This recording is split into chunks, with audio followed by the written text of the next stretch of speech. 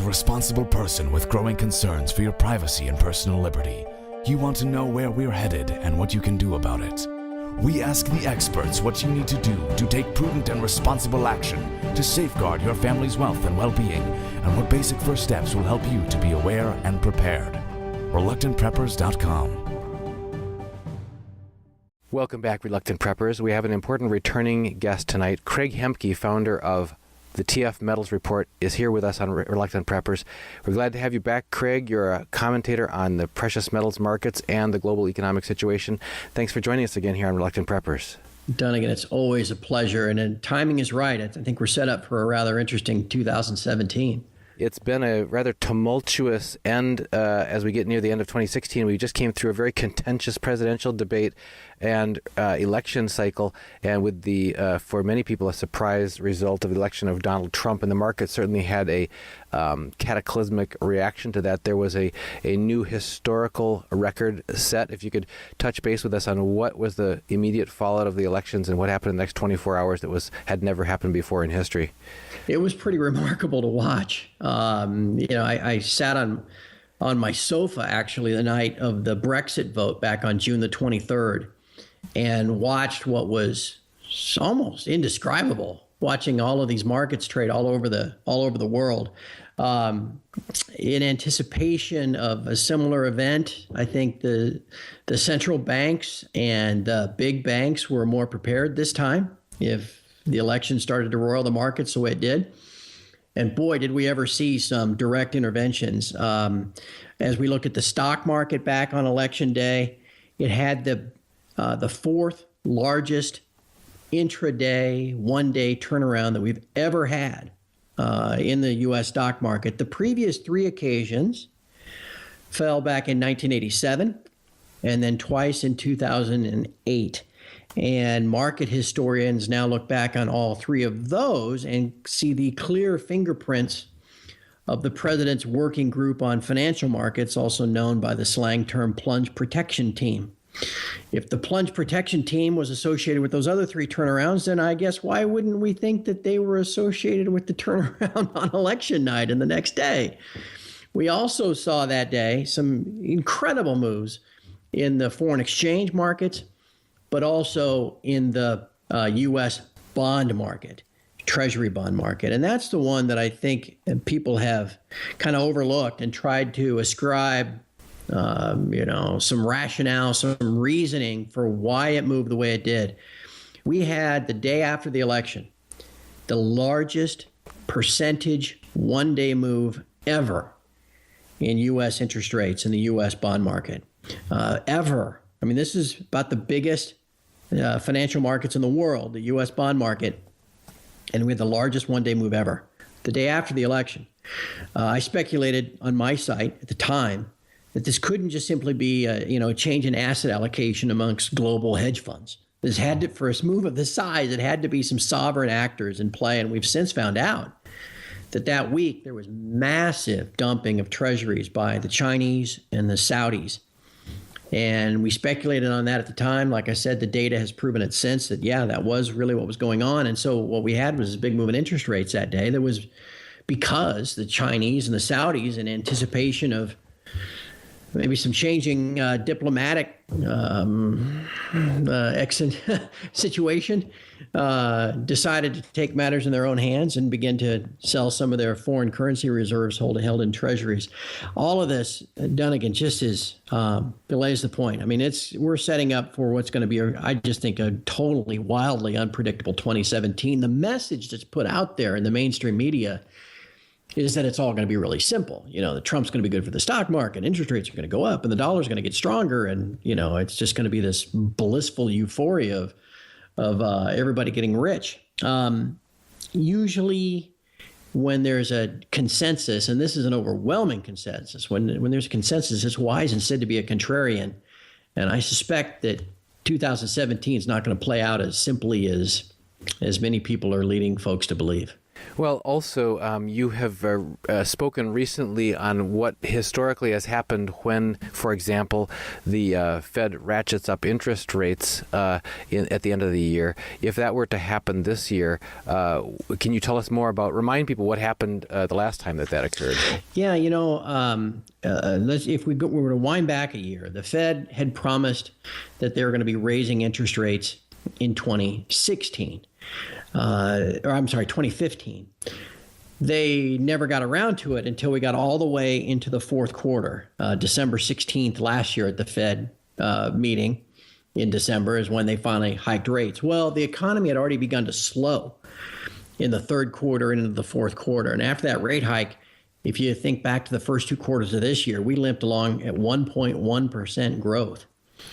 Well, now, after those two 1.1% growths, which kind of held off any further rate hikes, finally got, allegedly, GDP to spike in the third quarter of this year. That was laid out there as being proof that the economy now is soaring and we can do a rate hike. Well, at the time when that was announced, what kind of got glossed over is of that 3% growth in the third quarter, a full 1% of that came from a growth in healthcare costs, thank you to Obamacare. And another 1% came from a one-time massive export of soybeans from the U.S. You remove those two, we're still growing at just 1%. And now indications are that just like the fourth quarter last year, we're slowing again, slowing back down to 2%. And so from an economic standpoint, things are shaping up just as they did a year ago. The Fed's going to raise rates, the economy is going to slow, and that's going to hold them off from raising rates again. That's not the story, that you're being told. Additionally, the dollar has strengthened by an almost a record amount in the couple of weeks right after the election. While that sounds good on the surface, it's not good for the emerging markets around the world, specifically China, who has kind of loosely pegged their currency to the U.S. dollar. The U.S. dollar goes up, the value of the Chinese yuan goes up as well. And they don't want that. They're an export-driven country. They want to have a weaker currency to make their exports more competitive. And so it sets off them devaluing their currency versus that peg to the dollar. The last two periods of yuan devaluation were in August of 2015 and in late December, early January of this year. And if anybody wants to remember back, August of 2015 eventually saw about a 10% drop in our stock market because of the liquidity crisis that followed that Chinese devaluation. And January of 2016 saw the same. So again, we'll see. There's this consensus, and the stock market was up 300 points today here on Wednesday. There's a consensus that it's, to the moon, happy days are here again, all that kind of stuff. Well, I just have a sneaky feeling that it may not be such a smooth sail in 2017. And if we could turn our attention to a very sinister situation that we've spoken about with a number of our guests recently, but it just keeps gnawing at me, and I'm not going to let it go until I have a majority of videos on the videos saying that they've heard enough about this, because I think it is just so impactful and so earth-changing to our ability to control our own liberty and our own finances, and that is the move hurtling us into a cashless society. Mm-hmm. If you could look with us at what are the signs and symptoms around that that we may be just kind of getting numb to, just taking for granted because it just seems like just a modernistic trend. Okay, that's just the way we get high tech, just keeping up with the times. But there's so much more to it than that. What do you believe is really driving it, and what do you see as the real impact on the individual? Well, it's a very important topic, especially as we get into this idea of preparation for unforeseen events. The idea of having cash on hand, something that you can use to barter.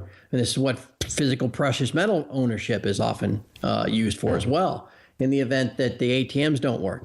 Well, if you've already got some cash on hand, or if you have some precious metal, you have something with which you can transact commerce, and feed your family and all that kind of stuff in the time of a crisis. The other thing about it from a preparation standpoint is there's a reason why sound money is written into the Constitution, because there's really an element of personal liberty and freedom that comes with, sound money first, but currency in general. Because as long as you have currency that is portable, that you can put in your pocket and take with you, then you do have this measure of freedom, to move around the country and do whatever you want. If your wealth and your savings are instead stored digitally, I mean, I don't know. Maybe I'm cynical, but it makes it very easy for forces in the government to take it all away from you in a keystroke. You're accused of a crime that you didn't commit, but because you're critical of the state, all of a sudden your assets are seized. Well, if all of your assets are held in digital form, that's pretty easy for them to do. So from a very large, 37,000 foot view, it's extraordinarily important that we don't move to a cashless society. Now, that on a more specific level, here's the reason why they're trying to make it happen. And it's simply put, negative interest rates are the focus and the cause of this. Our banks in the U.S. have been, zombies, if you will, and have been kept alive by the Federal Reserve and their quantitative easing programs for about the last 8 years. And they have the appearance of health because they have earnings from all of their excess reserves that are paying them interest. I mean, we know they're not making very many loans, and the velocity of money has fallen to record lows. These banks are still being subsidized, if you will, not only in the U.S., but around the world. The problem is, because of all of the central bank policy, what is getting enshrined are negative interest rates. And that is really what it sounds like. A negative interest rate is the opposite of what anybody's ever been used to in dealing with any other borrower, be it a bank or a corporation, where you buy a bond, or a government where you buy a bond, or anything like that. In the traditional sense, you'd take $1,000 to the bank and you either put it in a savings account and they'd pay you 1% interest a year for the privilege of borrowing the money from you. Or maybe you buy a CD that pays 3% for a couple of years, that kind of thing. A negative interest rate is exactly that. You basically pay the bank for the privilege of storing your cash. Now, that seems crazy, right? I mean, that's not the way that's supposed to work. Right. And by paying the bank, you're essentially subsidizing the bank, right? If the central banks can't go on forever with QE programs and other subsidies, well, why not have negative interest rates where you have to, the depositor has to pay the bank for the privilege of holding the money? Okay, well, that may sound crazy, but that's actually what's going on now in Europe. A lot of government debt, short-term government debt. The German 2-year bond has a negative 0.7% yield. Negative rates in Switzerland as well. Those negative rates are being enshrined in Europe. There are now large banks in Europe, in Switzerland, in Germany that are actually charging negative rates to their customers. Okay, so Dunnigan, you get a note from your bank that says, hey, guess what? Instead of us paying you 1%, you're going to start paying us 1%. What's your first rational response to that? Rational response of a person who's being charged for a service they don't want is to say, forget that. I'm going to go in there and pull my cash out of the bank, and I'm not going to pay your stupid fees. You can keep your fees and stick them somewhere. And then comes, wait a minute. Exactly. I'll give me my cash. I'll go, put it under the mattress. That's right. Well, if cash has been eliminated, you can't do that anymore. And you don't have any choice but to keep your savings in the bank, which allows the bank to not only charge you 1%, they could charge you 3% if they want.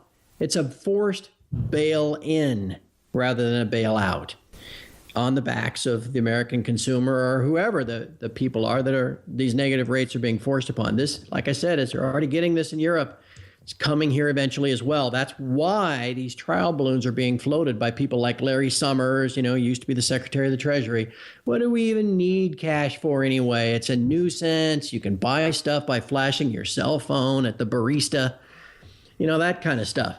Well, the reason why you need cash is so that, one, from that very large view, for personal liberty and freedom, and to keep the state from having the power to take it away from you in a keystroke. But on a more practical basis, you need cash so that the banks don't have the power over you either. And that's why these bankers and their economists keep saying that, well, why don't we just eliminate cash? Let me give you this one. Then again, there's about $1.3 trillion in actual currency, coin and currency in the U.S. I think the actual money supply is north of $15 trillion. But the actual amount that's in currency is only about 10%. It's about $1.3 trillion. If you eliminate the $100 bill only, and that's a lot of what's discussed, is we just get rid of the 100.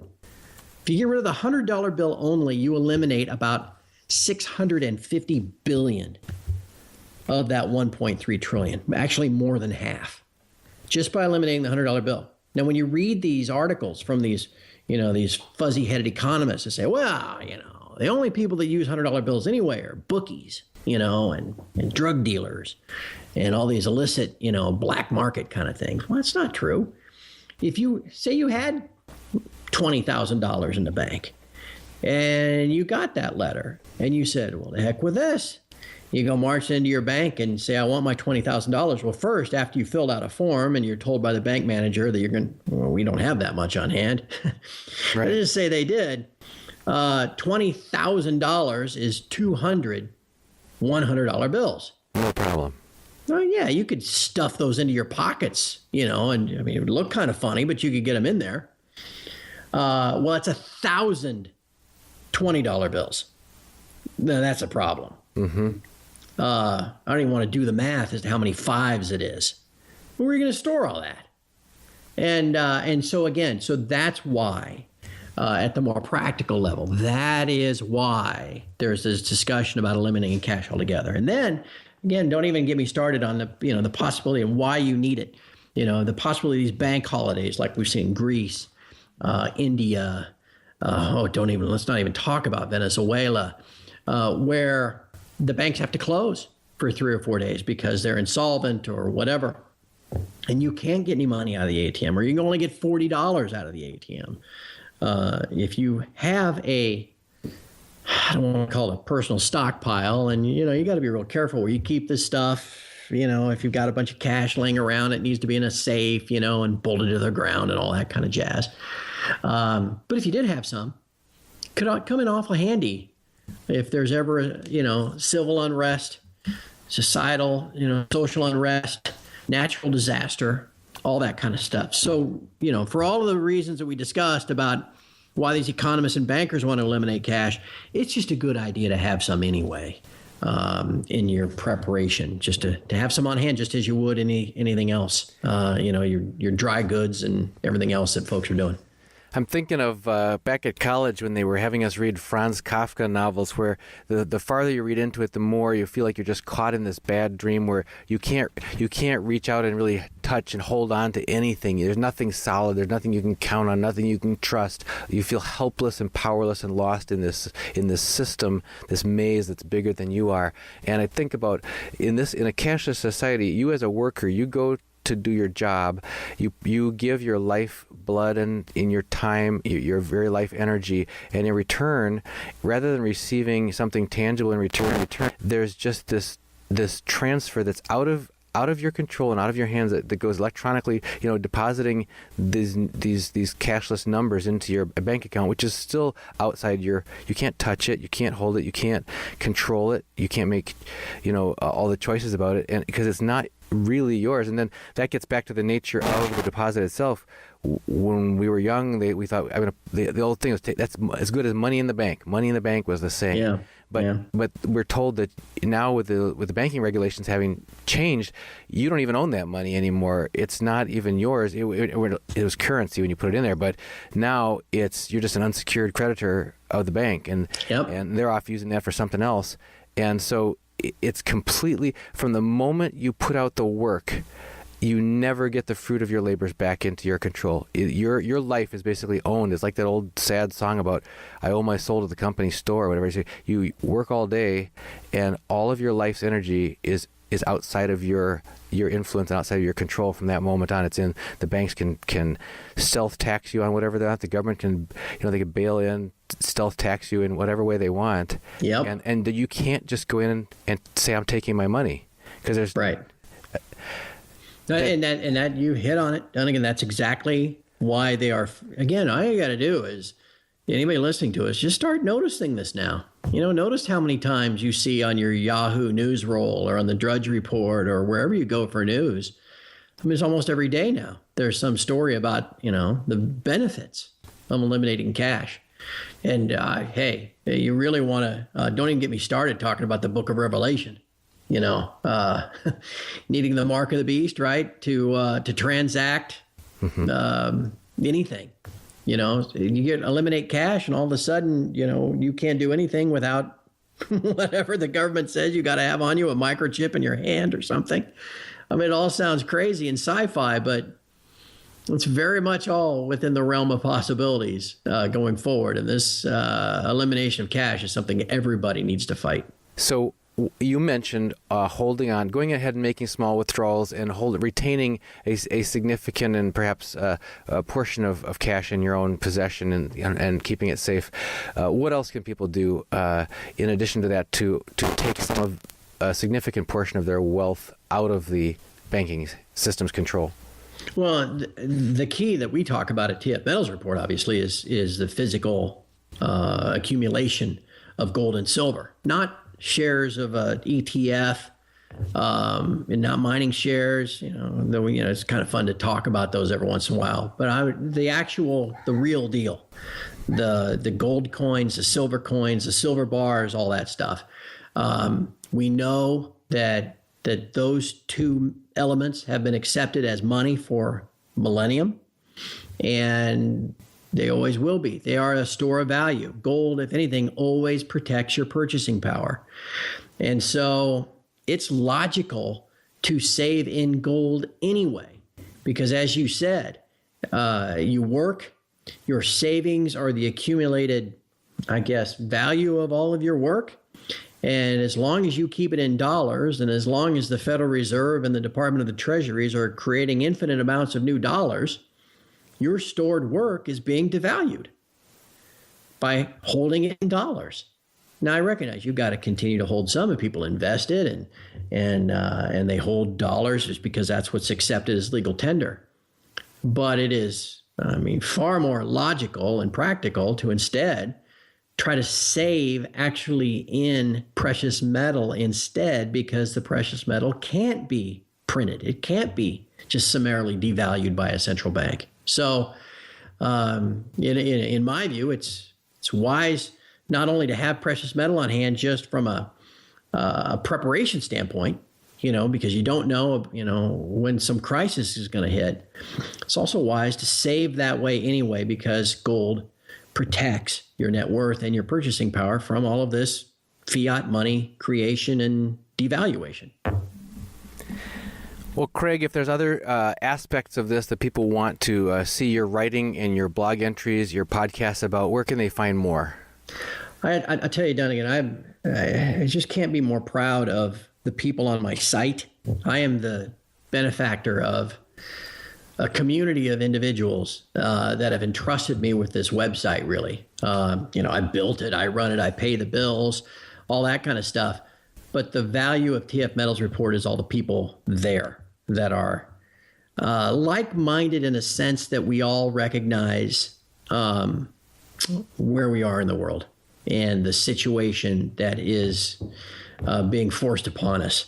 And though we're not all in like-minded, politically and all that kind of jazz, we all recognize we're in the same boat, that this debt monster, this Keynesian economy monster is reaching, toward its death throes, and we all have to deal with it. So TF Metals Report is this community of folks that are all, like I said, kind of like-minded in that regard.